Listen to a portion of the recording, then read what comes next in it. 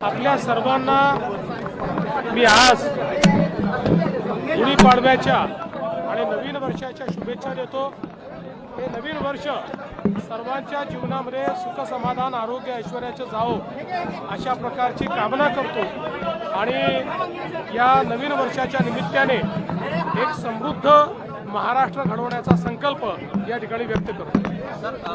भाऊ, भीड़ में जो ब्लास्ट हुआ है मस्जिद के अंदर, क्या कहेंगे उस पर?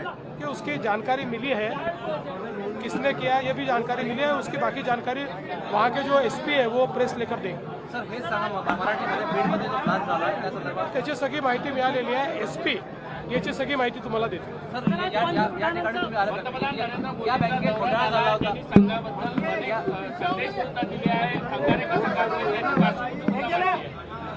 असं आहे की मोदीजी स्वतः स्वयंसेवक ते संघाचे प्रचारक राहिलेले आहेत, त्यामुळे निश्चितपणे संघाच्या बद्दल एक आस्था त्यांच्या मनामध्ये आहे आणि म्हणून आजच्या कार्यक्रमामध्ये त्यांनी ते व्यक्त केलेलं आहे आणि निश्चितपणे एक स्वयंसेवक म्हणून आम्हाला सगळ्यांना त्याचा आनंद आहे। बँकेत घोटाळा झाला होता, या घोटाळ्याचे पैसे वसूल झाले असते 1200 कोटी रुपये जवळपास झाले 25 वर्षामध्ये। नागपूर जिल्हा सहकारी बँक ही घोटाळ्यामुळे मागच्या काळात बंद पडली, पण मला अतिशय आनंद आहे की आज या बँकेवर आम्ही संस्थात्मक प्रशासक म्हणून महाराष्ट्र स्टेट कोऑपरेटिव्ह बँकेला बसवलेलं आहे आणि MS बँक पुढच्या 3 वर्षामध्ये याचा टर्नअराउंड करेल आणि भ्रष्टाचाराने पोखरलेली बँक जी काँग्रेसच्या आणि त्यावेळच्या नेत्यांच्या भ्रष्टाचारामुळे अक्षरशः शेतकऱ्याला ज्या बँकेने नागवलं ती बँक आता पुन्हा एकदा आम्ही सुरू करण्याचा प्रयत्न करतो।